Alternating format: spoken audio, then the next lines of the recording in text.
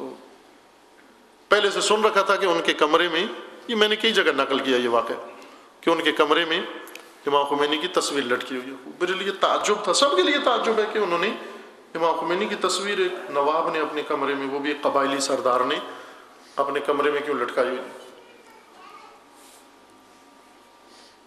چلے گئے وہاں، جا کے دیکھا واقعی لٹکی ہوئی تھی، اس کے جہاں بیٹھتے تھے دفتر کے اوپر لٹکی ہوئی، اور میں اس تصویر کو دیکھنے لگا۔ مجھے خود کہتے ہیں کہ آپ سوچ رہے ہوں گے یہ تصویر، میں نے کہا سوچنے کی تو بات ہے کہ آپ اور یہ تصویر ان کا کوئی آپس میں جوڑ نہیں ہے۔ تو کہتے ہیں ٹھیک ہے، یہ میرے مرجع تقلید نہیں ہے، ان کو ہماری ٹرمز بھی پتہ تھی ساری اصطلاح بھی، کہا کہ میری مرجع تقلید نہیں ہے، میرے لیے یہ مجتہد نہیں، میں اس کے طور پر ان کو نہیں مانتا، ایک فقیہ یا ایک عالم یا ایک وہ آپ کے لیے ہیں اور آپ کے مذہب میں ہیں، میں ان کو یہ تسلیم نہیں کرتا۔ اور زیادہ تشویش بڑھ جاتی ہے کہ جب یہ سب کچھ نہیں مانتے تو پھر کیوں لگائی ہوئی یہ تصویر؟ کہتے ہیں میں نے صرف اس لیے یہ تصویر لگائی ہوئی ہے چونکہ ہمارا کہا انہوں نے قبائلی نظام ہے، ہماری دشمنیاں ہیں، ہمیں جنگوں میں رہنا ہوتا ہے، پلتی جنگوں میں ہیں، بڑھتے جنگوں میں ہیں، اور لہذا قبائلیوں کے لیے شجاعت بڑی چیز ہوتی ہے۔ کہا کہ میں نے صرف اس لیے یہ تصویر لگائی ہوئی ہے کہ میں صبح سب سے پہلے جب اٹھتا ہوں، اٹھ کر اس کمرے میں آ کر سب سے پہلے اس تصویر کو دیکھتا ہوں، اس تصویر کو دیکھنے سے میرے اندر شجاعت پیدا ہوتی ہے، کب بہادری آتی ہے میرے اندر، اس تصویر کو دیکھتا ہوں میں نے کہا کس طرح؟ کہنے لگے کہ اس لیے کہ یہ شخص وہ ہے، میں نے پوری زمین پہ دیکھا کہ اس سے بڑا بہادر کوئی بھی نہیں ہے، جو کسی سے نہیں ڈرتا، غیر اللہ سے نہیں ڈرتا، خدا کے علاوہ کسی کو خاطر بھی نہیں لاتا۔ کہ میں اس تصویر کو دیکھتا ہوں میرے اندر شجاعت کا احساس پیدا ہوتا ہے۔ الہی رہبر ہوتا ہی وہ ہے جو نہ ڈرے کسی سے، یعنی غیر خدا سے نہ ڈرے، نہ موسیٰ ڈرے، نہ عیسیٰ ڈرے، نہ کوئی اور نبی ڈرے، نہ خاتم الرسول ڈرے، نہ ائمہ معصومین میں سے کوئی غیر اللہ سے ڈرا۔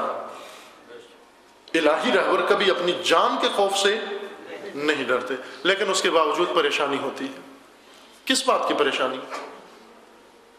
یہ مخصوص پریشانی، یہ عام لوگوں کو نہیں ہوتی، مجھے اور آپ کو نہیں ہے یہ پریشانی۔ یہ پریشانی ان لوگوں کو ہوتی ہے جن کو خدا منسوب کرتا ہے کسی بڑے کارنامے کے لیے۔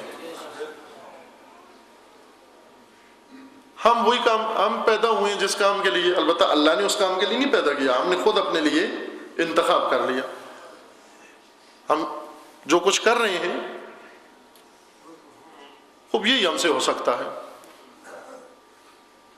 جس کام میں ہم مشغول ہیں، لیکن کچھ لوگوں کو خدا نے پیدا کیا ہے بڑے کام کرنے کے لیے، عظیم کام کرنے کے لیے، وہ کام جو شاید فرشتوں سے بھی نہیں ہو سکے، ان کاموں کے لیے خدا نے ان مخلوق کو پیدا کیا ہے، ان کے دل سے خوف نکال دیا ہے۔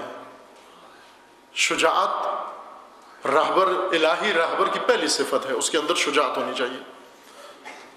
جو شجاع نہیں ہے، جو دلیر نہیں، وہ راہبری کے قابل نہیں ہوتا، الہی راہبری کے قابل نہیں ہوتا۔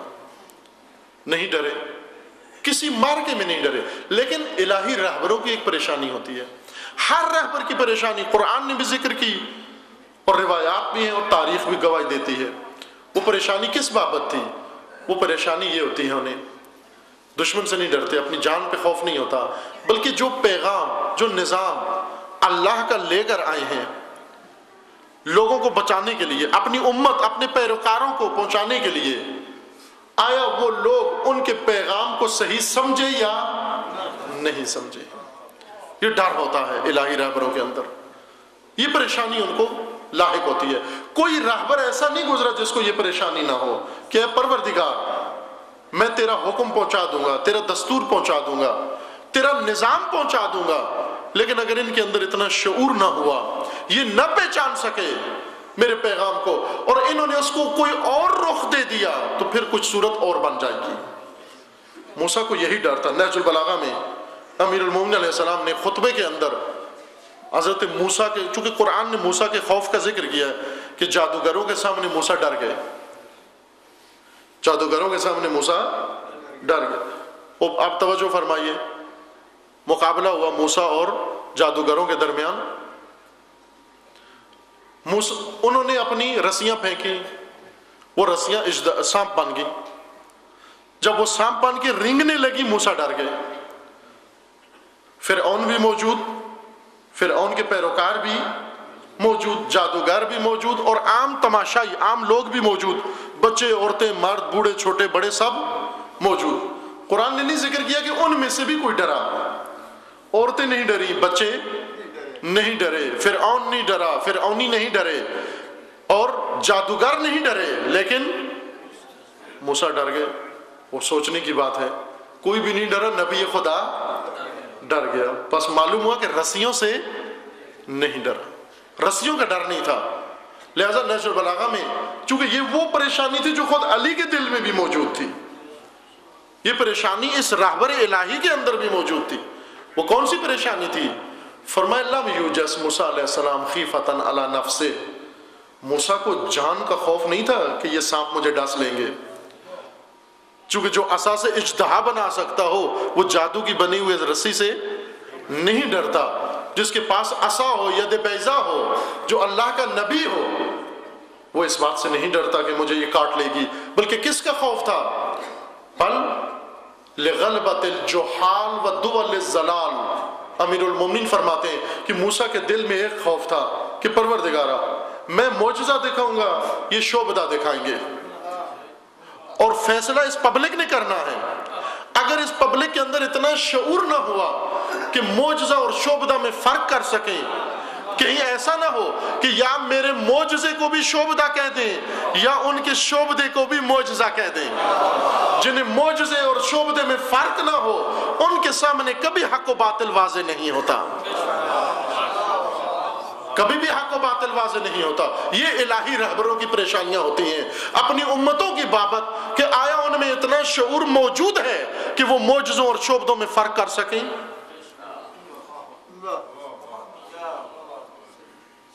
اور یہ صحیح پریشانیاں ہوتی ہیں، اس لیے کہ موسیٰ علیہ السلام نے جب اژدہا بنایا سانپ، اس عصا کو، کہا یہ بڑا جادوگر ہے، کہا یہ بھی شعبدہ ہے، چونکہ ان کا تو نہیں یقین تھا یہ جادوگر ہیں، کہا یہ بڑا جادوگر ہے۔ یہی ڈر تھا موسیٰ کو کہ میرے معجزے کو کہیں جادو نہ کہہ دیں، میرے معجزے کو کہیں جادو نہ کہہ دیں۔ رسول اللہ کو کیا ڈر تھا؟ اعلان ولایت میں رسول اللہ کو یہ ڈر تھا کہ اے پروردگار میں تیرا نظام بتا رہا ہوں، میں ولایت کا اعلان کر رہا ہوں، ولایت تیرا نظام ہے، یہ اگر ولایت کو دوستی سمجھ بیٹھے تو کیا ہوگا؟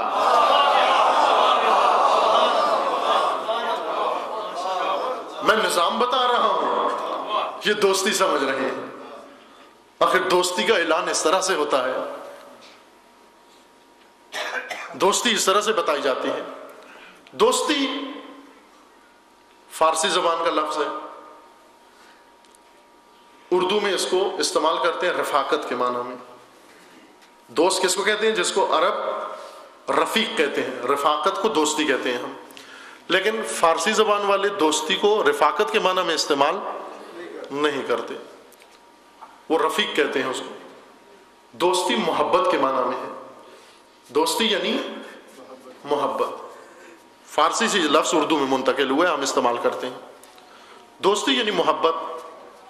اگر کوئی ایرانی یا فارسی زبان آپ کو کہے کہ میں آپ کو دوست رکھتا ہوں، تو اس کا مطلب یہ نہیں کہ آپ اس کے رفیق ہیں، بلکہ یہ کہنا چاہتے ہیں کہ مجھے آپ سے محبت ہے۔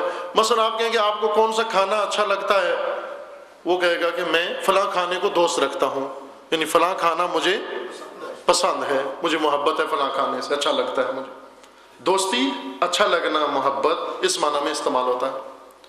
اور یہی کھٹکا تھا رسول اللہ کو کہ میں نظام بتا رہا ہوں، اور یہ نظام لینے کے بجائے دوستی کے چکر میں پڑ جائیں گے۔ اور دوستی اس کا معنی وہی محبت کا معنی ہے، یعنی یا فقط نظام کو دوستی میں بدل دیں گے یا نظام کو فقط محبت میں بدل دیں گے۔ یہی کھٹکا تھا رسول اللہ کو کہ یہ نظام کو نظام سمجھ ہی نہیں پائیں گے، یہ معجزے کو معجزہ سمجھ ہی نہیں سکیں گے۔ الہی رہبر نظام لے کر آیا، کچھ نے اسے دوستی سمجھی، کچھ نے اسے محبت سمجھی۔